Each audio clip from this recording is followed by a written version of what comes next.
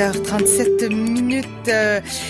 Georges Goma s'est installé en studio pendant la pause publicitaire. Il est avec nous pour terminer cette série de chroniques qu'on avait entamées sur l'industrie automobile en Afrique. Et ce matin, on va s'attarder à l'Afrique du Sud, magnifique pays que j'ai jamais visité, mais qui me plairait bien là, d'aller faire un tour là-bas. Pour avoir vu des images, il semble que ce soit absolument magnifique. Bonjour Georges. Bonjour Caro. Comment vas-tu ce je matin? vais bien. Le soleil qui pointe au dehors. On peut pas du demander mieux. Hein, non. Michel, notre geek, tu vois, les geeks, eux, ils aiment bien la pluie. Ah ouais? Ils sont en dedans, il fait frais, ils peuvent jouer à des jeux vidéo, écouter des films. Le dehors, c'est pas leur affaire. Ah non, le dehors non. les appelle il y en a pas. pour tous les goûts. Mais là, il fait soleil, effectivement, et ça te rend heureux. Et on va se faire un petit voyage là, jusqu'en Afrique du Sud pour parler de l'industrie automobile. On a fait un survol, là, rappelons-le à nos auditeurs, quand même assez bien détaillé, puisque tu nous as proposé une bonne recherche, là, mais on est allé au Maroc, au Ghana, au Nigeria. Et on a vu qu'il se fait d'excellentes choses en Afrique aussi. Absolument. On avait dit dès le départ, l'industrie automobile, l'industrie d'une manière générale. On peut pas concevoir un progrès, un développement sans l'industrie, la maîtrise de l'industrie. Et l'industrie automobile, particulièrement, le commun des mortels avait cette industrie en provenance de l'Occident. Et que là, qu'on nous parle qu'en Afrique, on fabrique des voitures, ça étonne plus d'un. Tu l'as bien dit, on a vu que le Maroc, par exemple, c'était vraiment l'industrie automobile qui prend vraiment de l'essor, avec notamment des voitures de luxe, n'est-ce pas, qu'on fabrique au Maroc, des bolides qui participent aux salons internationaux de l'industrie. Et puis, nous sommes passés au Ghana avec la particularité au Ghana quand même qu'ils sont partis de A à Z dans la fabrication, de manière artisanale. Le système D, mais qui, évidemment, parce que c'est ce système D qu'il faut commencer par là.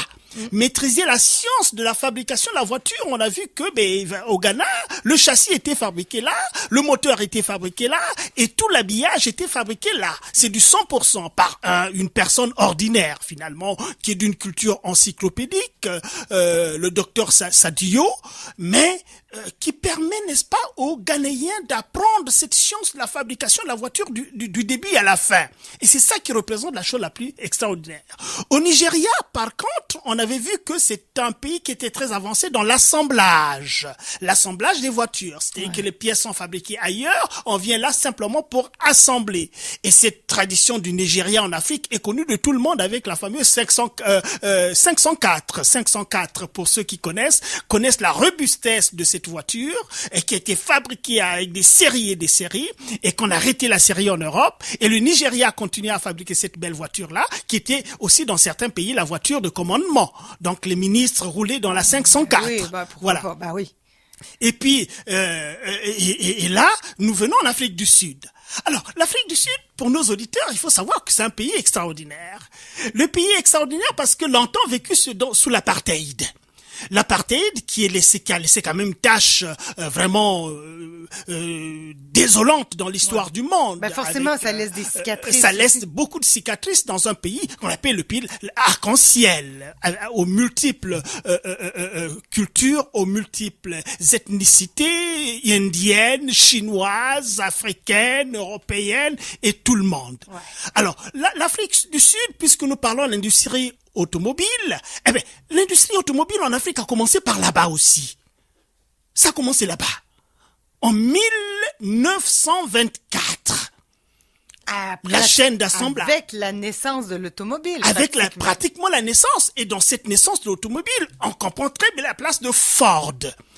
Ford, c'est un constructeur américain, en fait, avec le Fordisme que l'on connaît aujourd'hui. Il y a eu le taylorisme, n'est-ce pas, la rationalisation des procédés de fabrication dans l'industrie, avec deux groupes de personnes, les concepteurs et les concepteurs et les exécutants. On connaît les ravages de le taylorisme et on connaît aussi les côtés positifs du taylorisme. À côté du taylorisme, évidemment, il y avait le Fordisme. Alors Ford, c'est un grand constructeur qui payait des salaires extraordinaires à ses ouvriers, de sorte que ces ouvriers devinssent les meilleurs acheteurs de sa marque de voiture. Ah, ça, c'est formidable. Ben, c'est merveilleux. C'est merveilleux. Eh ben, c'est en 1924 que Ford s'installe en Afrique du Sud avec une industrie, une chaîne de montage de véhicules.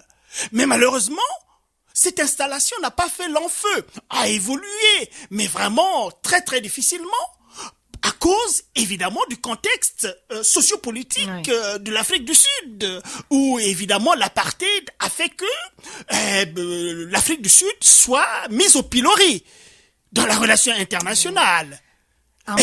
Oui, l'apartheid qui date de quelle date? Oh, mais l'apartheid, je crois que ça date depuis l'installation des Boers. Hein? Oui, les Boers, c'est les fermiers hollandais qui se sont installés en Afrique du Sud et qui sont devenus des Afrikaners. Au 19e, là, on est oui, absolument, oui, absolument. Hein?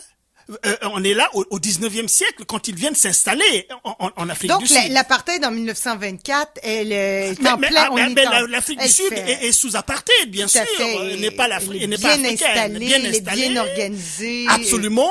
La politique séparatiste qui a suivi aussi la politique séparatiste aux États-Unis. Hein. Mais qui travaillait dans l'industrie automobile en 1924? C'était les ouvriers blancs. Les ouvriers, absolument, les ouvriers blancs. Non, mais j'allais dire puisqu'ils étaient bien payés. Attendez, non, pas les Noirs. Les Noirs étaient repoussés dans leur retranchement là-bas. C'était l'industrie automobile qui utilise des citoyens sud-africains de l'époque qui étaient des Blancs, des Afrikaners. On est bien situé. On est bien situé. Et puis aussi, donc, ce boycott international vis-à-vis de l'Afrique du Sud par rapport à cette politique séparatiste sous apartheid a fait que finalement, cette industrie automobile ne puisse pas avoir de l'essor. Et aussi, il faut reconnaître que l'Afrique du Sud, c'est un pays qui était traversé par des mouvements sociaux. Et c'est tout à fait normal. Dans des pays où les peuples sont discriminés, sont bafoués, les droits sont bafoués, c'est normal qu'il y a des soubresauts à tout moment. Donc voilà un peu le contexte général qui a fait que l'industrie automobile en Afrique du Sud n'ait pas suivi une démarche très linéaire comme dans les autres pays. Bon, qu'à cela ne tienne. Voilà. Et évidemment, en 1994, avec la libération de Nelson Mandela et la fin de l'apartheid, a changé la donne. Donc les choses se sont remises encore en place. Et l'industrie en Afrique du Sud a commencé de nouveau à être un secteur de pointe pour les autorités parce que évidemment depuis là cette relance là les autorités sud-africaines se sont données à avoir l'essor de l'industrie automobile qui représente quand même 10% du produit intérieur brut du pays, ce qui n'est pas négligeable. Oui. Si au niveau international, malheureusement, malgré ces signaux un peu positifs de cette évolution de l'industrie automobile, au niveau international, l'Afrique du Sud reste quand même une mineure parmi les constructeurs automobiles d'une manière générale. Tu vois? Donc il y a beaucoup de travail à faire, un peu comme les autres pays en Afrique qu'on a vu de toutes les façons. On est vraiment, on n'arrive pas à concurrencer les grands constructeurs et on n'arrive pas à les concurrencer. C'est même pas le but là d'ailleurs, de concurrencer les grands constructeurs. Et l'autre chose qu'il faut savoir, c'est que cette industrie automobile en Afrique du Sud, c'est un point très important. C'est évidemment les grands constructeurs connus mondialement qui viennent s'installer en Afrique du Sud. Ça, c'est une donnée essentielle. C'est-à-dire, on n'est pas comme au Ghana où, évidemment, on s'efforce quand même de fabriquer localement. Mais là, ce sont les grands constructeurs connus mondialement, c'est-à-dire on a Toyota, on a le japonais Toyota, Nissan, il y a Hyundai, il y a le français Peugeot, il y a Citroën, il y a PSA, il y a le grand germain Volkswagen, Mercedes, voilà, des grands constructeurs et des Américains qui viennent s'installer en Afrique du Sud. Ouais. Ils produisent, il y a des chaînes, des chaînes de montage de véhicules qui au départ étaient moins mécanisées, mais qui au fur et à mesure prennent de l'ampleur avec la modernisation, la mécanisation de ces chaînes qui font que de plus en plus, ils veulent atteindre à peu près 1,5 million véhicules par an d'ici 2020.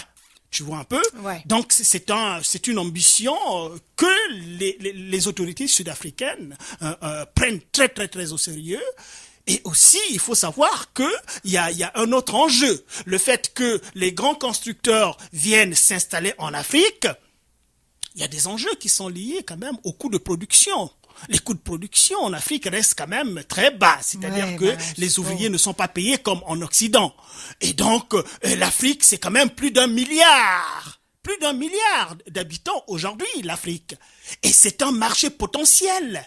Et le taux d'équipement est pour l'instant très faible en Afrique, le taux d'équipement. Parce qu'aujourd'hui, d'une manière générale, on a 2 Africains pour 1000 qui ont une voiture.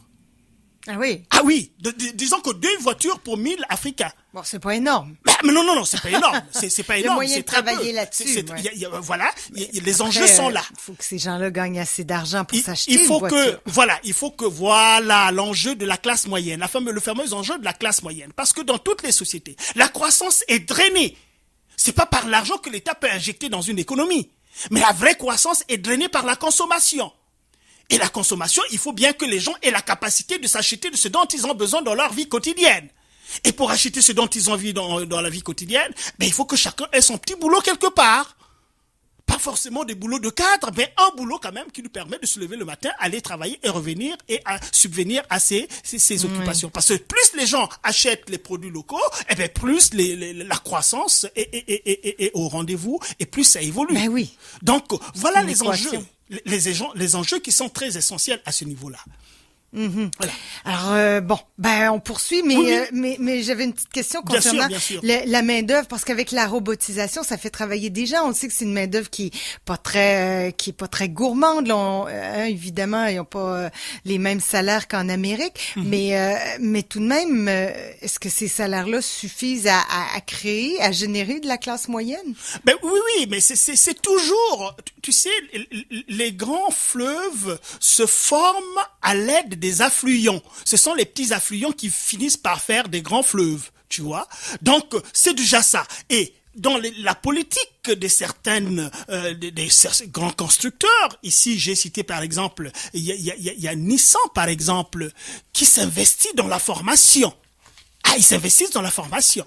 C'est-à-dire des centres de formation pour accompagner évidemment l'embauche d'une main-d'œuvre qualifiée. Parce que là aussi c'est un enjeu. On peut prendre des gens et les mettre dans une entreprise, mais quand la main-d'œuvre est qualifiée, on fait du travail de oui, puis comme tu l'as mentionné aussi, il y a eu la mécanisation, mais là on va aller vers la robotisation. Ah oui, et absolument. Ça va prendre des gens pour l'entretien de ces robots-là. Absolument. Alors ça change un peu la donne aussi dans l'industrie automobile, ça bouge beaucoup, que ce soit en Afrique ou en Amérique ou en Asie, peu importe. Là, absolument. L'industrie est en effervescence. Est en effervescence, et puis aussi en lisant, en consultant un peu les documents qui m'ont permis de préparer cette chronique, on voit très bien que il y a un centre en particulier qu'on appelle en fait que je me retrouve un peu, que je n'écorche pas le nom, Roslin. Roslin, c'est le centre, le plus grand centre de production presque de la totalité de l'industrie automobile en Afrique du Sud, qui est un centre comme une banlieue de Pretoria. Donc il y a un centre industriel où évidemment tous les constructeurs sont installés.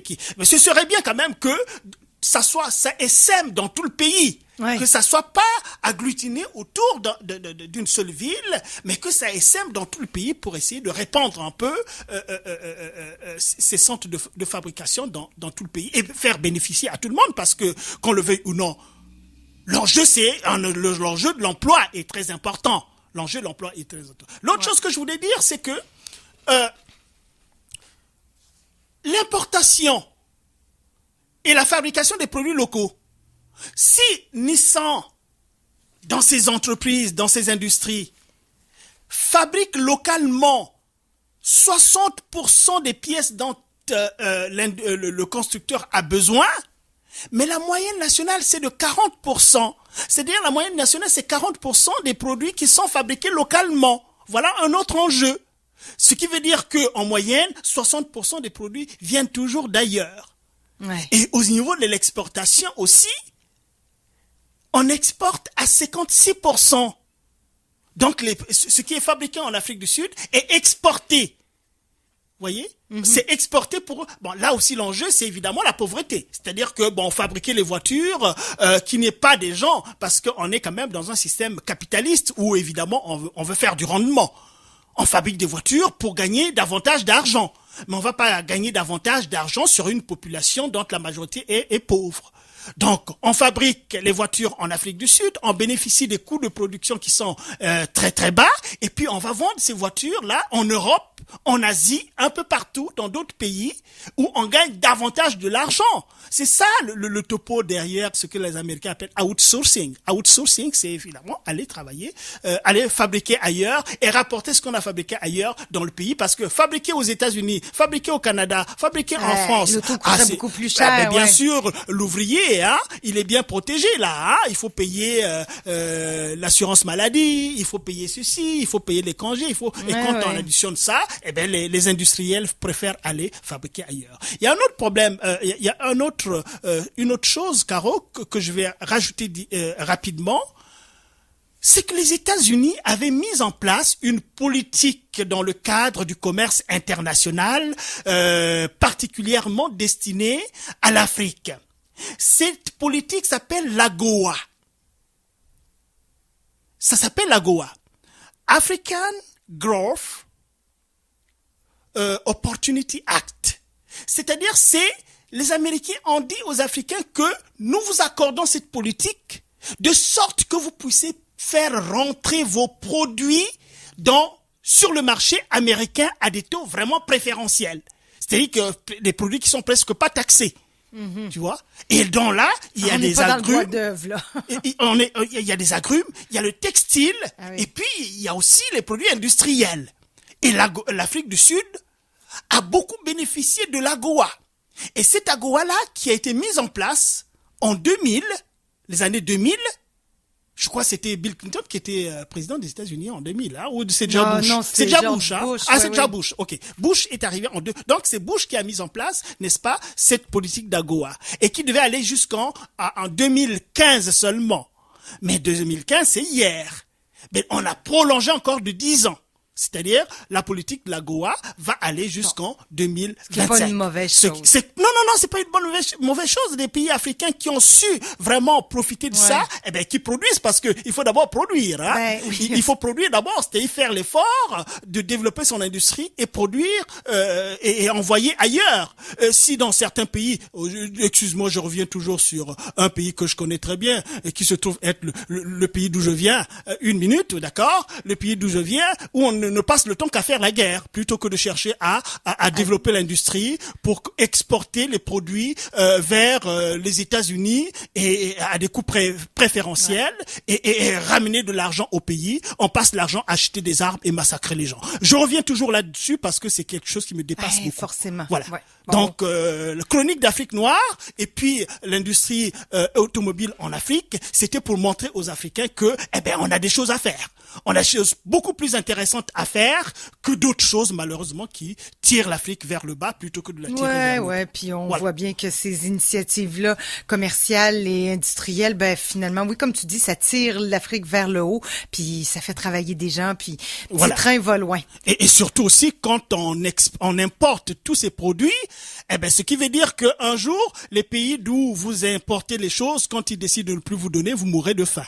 Voilà, c'est clair. C'est aussi clair. Georges, on vient de terminer cette série de chroniques, mais ça va se poursuivre parce qu'on entreprendra une autre série de chroniques dans 2 semaines sur les grandes métropoles. Voilà, africaines, très bien, Caro. On va essayer ces grandes métropoles africaines, la vie dans les grandes métropoles africaines.